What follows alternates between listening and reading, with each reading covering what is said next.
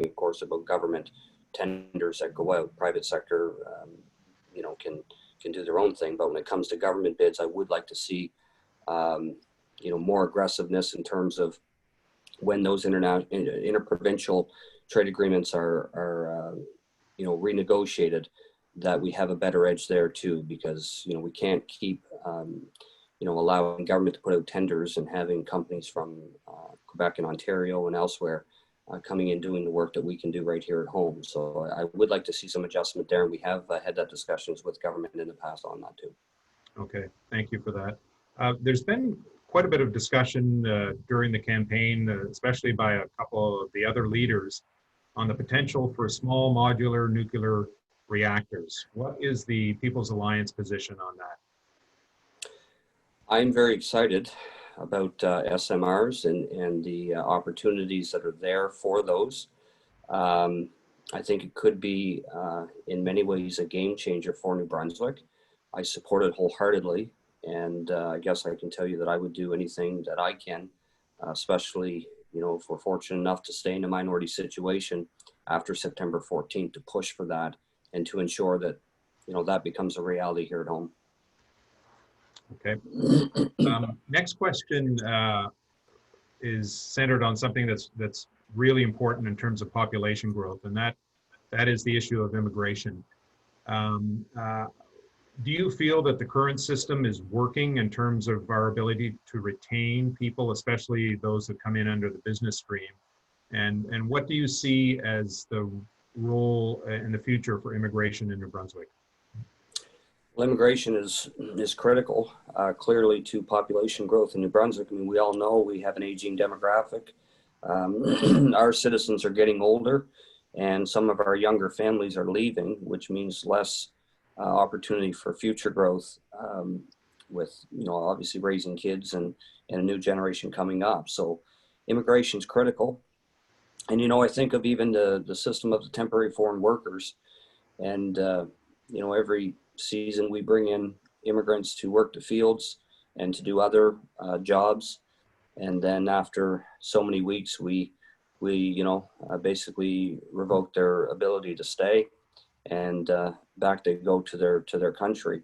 I would like to see more of those folks come and stay and help provide assistance to the needed labor force here in New Brunswick. You know, at the end of the day, it really is about bringing in new people, and people with skills and experiences and investment, you know, to help grow the New Brunswick economy. I don't believe we can have the success that we need without a, you know, considerable immigration strategy. Mayor Mike O'Brien of Fredericton asked a question in a couple of the other sessions that's critical, really, especially for the three larger cities and really for a lot of urban areas of the province, and that is around homelessness. Certainly Fredericton, Moncton, and St. John, I think, are hit by this in their downtowns right now.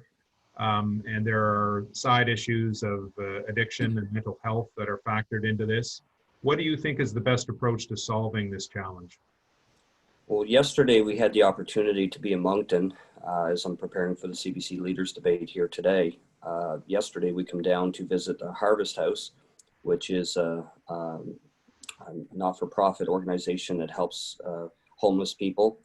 And it's an incredible program, not just for homeless people, but really people with addictions and mental health issues.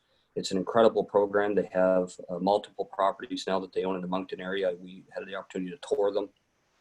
They take people with addictions, give them some processes to help them get through their addictions, but not just, you have different groups that help with addictions. But what I like about Harvest House is it really takes it from the start to the finish. It invokes training and skills. They renovate those homes that they purchase by the people that are part of the program. So it helps them get reintegrated back into the workforce as they overcome their addictions. Mental health is a huge issue. We also visited the Atlantic Wellness Center, which is just down the road from Harvest House there in Moncton. And they deal with children with mental health issues, and young adults from the age of 12 to 21. And it was interesting to see that one nonprofit group is at the front lines at early on to prevent a lot of the addictions that come from mental health issues. And then you see the back end of Harvest House, where they're helping people that didn't get the help from places like Atlantic Wellness to help them get through their addictions and carry on as a good citizen here in New Brunswick. I had a lady yesterday as we were touring come up to me that moved here from Alberta because of our low COVID numbers. Her and her husband both have health issues. But then her second issue was they can't find a place to live. And I'm not going to tell her, I'm going to tell her the same thing that I will tell you folks here today. There is no easy, quick fix to this. I mean, government could throw in millions of dollars and build new apartments and homes and get people into them. But then you have to maintain and uphold, ensure that those places stay up to code and all the work that goes into money and investment it would take. What I would like to see is, again, it gets back to taxation, because if you can lower and eliminate the double tax, you're going to see more investment from developers in New Brunswick. And when you have more developers, that means you have more properties. And like any market, when you have more availability, prices tend to go down. And when you're not overtaxing those properties, prices tend to go down. So I think it's going to take time. It's not something you're going to fix in 6 months, but over 2 to 3 years, I think we can see if we eliminate these ridiculous taxes, so that developers will actually put properties up here. And like I said, we'll even legislate a freeze on rental rates if needed, to ensure that some of that tax reduction does trickle down to the tenants that are paying the rent until the market's able to correct itself with more properties coming up into New Brunswick. Okay, thanks for that. I'd like to ask a question on natural resource development. It seems that New Brunswick has struggled in recent years in getting buy-in or that social license to move forward on things like natural gas development or mining, or maybe the Maritime Iron Project in northern New Brunswick. What natural resource development do you think is most critical for New Brunswick's future, and how would government play a role in moving that forward? Well, we are certainly open to industry and resource development. As I said, in the past, we have supported the pipeline coming through. It only made sense to us that oil shipped through a pipe is safer than rail, and purchasing it from other countries that, obviously have their own issues. So we supported the pipeline. In terms of natural resource development, we've always said if it can be done environmentally sound, if it can have proper royalties so the province is getting a benefit, then we would certainly support natural resource development. In terms of shale gas, we did support a legislative change to allow shale gas development in the Sussex region. And I was hopeful that by lifting that moratorium in a localized area, that developers would come in and continue their exploration and development in that area, so that the rest of New Brunswick could see that, as these developers come in, that the sky is not going to fall here, that it can be done right and done reasonably safe with environmental checks and balances, and that the province can make some money off it. My only concern at this point really is more related to the royalties, and whether now is the time to do it. I don't know.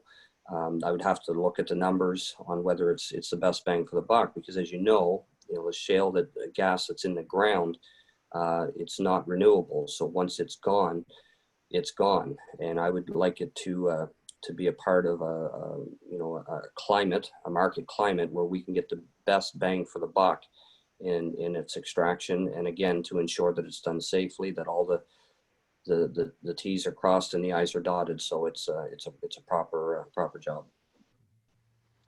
Your party has talked during the campaign about the importance of food security. I'm curious as to what you mean by that and how People's Alliance would promote that. COVID has certainly, made us more aware of our vulnerabilities when it comes to the supply chain globally, and especially, it's one thing if you say, well, I can't buy a TV at a reasonable price because the supply chain's been messed up because of COVID. It's another thing to say I can't buy, a bag of carrots or vegetables because the supply chain has been disrupted. So what I've learned from that is when it comes to food, we need to be self-sufficient. Now, clearly, if you're talking potatoes, blueberries, maple syrup, apples, there's certain things that New Brunswick produces that we're never going to run out of. It'll always be available here, but there's lots of other areas where food is not available, and we rely too much on other areas to provide that food. So when I talk about food security, I'm talking about year-round greenhouses, giving more incentive and programs for the agriculture sector to be able to farm. And there's no reason. I mean, New Brunswick has some of the most fertile soil in the country, and we have real opportunities in my riding of Fredericton Grand Lake, all along Majorville and Sheffield. Beautiful farms there and opportunities there. And I mean, flooding is an issue, but if we can find ways to work around that to ensure that those farms can operate and flourish, it's important. But I do think year-round greenhouses also have a huge impact, and localized year-round greenhouses, so that communities and entrepreneurs can rise up from the private sector to provide those year-round greenhouses. There's all kinds of ways of doing it. Technology has advanced significantly over the years, and I think it's a great opportunity to tap into that and be self-sufficient when it comes to our food supply. Okay. As I think everyone knows, New Brunswick, like most other jurisdictions, has gone deep into the red because of COVID-19.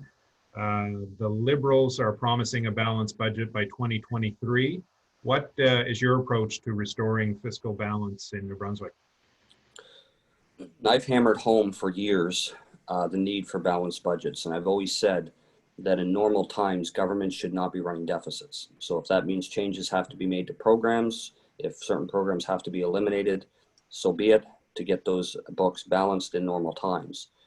Clearly, this is not normal times, and it's times like this where I think the worry about balanced budgets for at least a short term does need to be put aside, because if all of our goal is now to balance the books, first off, there's no way you're going to do it. It's a false promise. And secondly, if you did do it, look out, because the cuts would be major. I mean, next year, government has numbers which are conservative numbers, small c conservative, at $399 million deficit next year. Scotiabank had it as high as $1.2 billion deficit next year. So that's massive. I mean, that's huge. Either way, even the 400 million is a huge deficit. And it was very disheartening for me, because I worked so hard over the years to push the message of balanced budgets. And we were able to pass balanced books. The first year we were very pleased to sit at the table with government to work on that budget to ensure it was balanced. And I was happy to take part in that, in balancing, but COVID changed all that. So I believe government's got to pull out all the stops. It's always important to be fiscally prudent. We don't want to just throw money out the window, but times like this, we have to ensure that the cuts and changes aren't so deep, in an effort to balance the budget, that it has the opposite effect long term. Mm-hmm. And another question which Krista asked in one of our previous sessions was, obviously the business organizations that are sponsoring this series are most involved with private sector growth. How would the People's Alliance ensure that decisions of government are always made with a business lens? Mm-hmm. Good question. And, I'm of the opinion that I believe private sector can flourish in a free and open market that has as little government interference as possible. And I know the Green Party has been promoting $15 minimum wage. Those of you that operate small businesses know full well the impact that will have on your bottom dollar. And I understand when you say $15 minimum wage, it sounds great in theory. And I sympathize with people that have to, raise a family on a minimum wage income. It would be incredibly difficult. But on the flip side of that, if we were to put the minimum wage at $15 an hour, the small business that has 10 employees is going to go down to 7, which is going to raise your unemployment across the province. And the 7 that are left are going to do the work of the other 3. And that's if the business can even stay open, because a lot of businesses that I've talked to said if the minimum wage goes up to $15 an hour, they're closing up shop. So we have to be careful with that. And this is what I mean by government interference. I think government has to be reasonable about what they expect from businesses. And again, I don't want to sound like a broken record, but I think a lot of it goes back to taxation. I think if government can get to a place where the government can operate in a smaller, more efficient way, and reduce its expenditures and ensure that the money that is invested in economic development is invested towards tax reduction, so that all businesses can have a fighting chance. I think we'll close the Q&A session with this last point, Kris, and we put this to the other leaders. Please take a couple of minutes and answer the question of why you, why the People's Alliance, and what sets your party apart from the other 4 major parties as best able to lead the province? Well, as you know, New Brunswick has been governed for 100 years under majority rule. One party has made all the decisions, and there are some people that would say, you know, that provides stability. But I would dare say that New Brunswick is in the mess that it's in currently, you know, is because one party has made all the decisions. There's been nobody to pull them back when they make bad decisions. There's nobody been there to push them forward to make the decisions that are beneficial to the people. So, you know, in 2018, we broke that majority rule. We had a minority government. I do believe it's disingenuous for the PCs to claim that, you know, we're at an election because of instability. It wasn't unstable. The numbers were still there. Myself and Mr. Kuhn was willing to work with the PCs to find that middle ground to move forward, but they refused. So I would stress that minority governments work, and I do believe stability can be had. And we, I guess as a party, what I would say to your members is during the first year and a half, when the numbers were there, the People's Alliance worked towards that stability. We provided that stability, but we also provided accountability. We did not give the government a blank check, and we didn't pass everything they wanted passed. And that comes back to the checks and balances. And I mean, it's simple. If majority governments, which have ruled us for 100 years, work so well, New Brunswick would be in a much better position. But I do believe that if we can continue the minority governments with us at the table to ensure that balance is there, I think New Brunswick would be better off for it. Great. Thanks very much for that. And thanks very much for your time today with us answering these questions. It's valuable content for all of us to mull as we decide you know, what's important to our organizations, and obviously on September the 14th. I'd now like to turn the mic over to my colleague at the Fredericton Chamber, Krista Ross, who's going to close this session and the series of 5 sessions that we've co-presented. Krista? Thank you, John. Thank you. Thanks, John. And thank you very much, Kris Austin, leader of the People's Alliance, for taking part in our political leader series and participating in the Q&A. This session, as John mentioned, was the final installment in the political leader series, and we were so pleased to have 5 provincial party leaders present to the business community through this series over the last 2 days.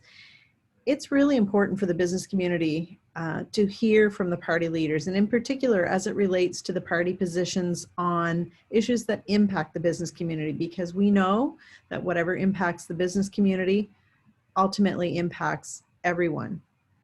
So our thanks to you, Kris, this morning, also to Kevin Vickers, Blaine Higgs, David Kuhn, and Mackenzie Thomason. And I want to remind everybody that these sessions have been recorded. They are going to be posted to our social media feeds of the host organizations. And we invite all of you to review them and also to share them.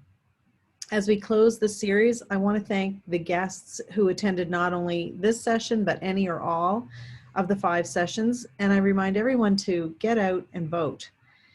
I'd like to extend a big thank you to the teams from the 3 presenting chambers here in Fredericton, also Moncton and St. John.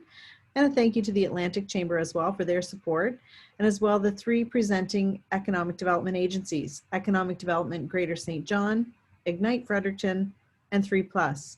So thanks again, Kris, for this morning, and thanks everyone. Have a great day. Thank you, Krista. Appreciate it.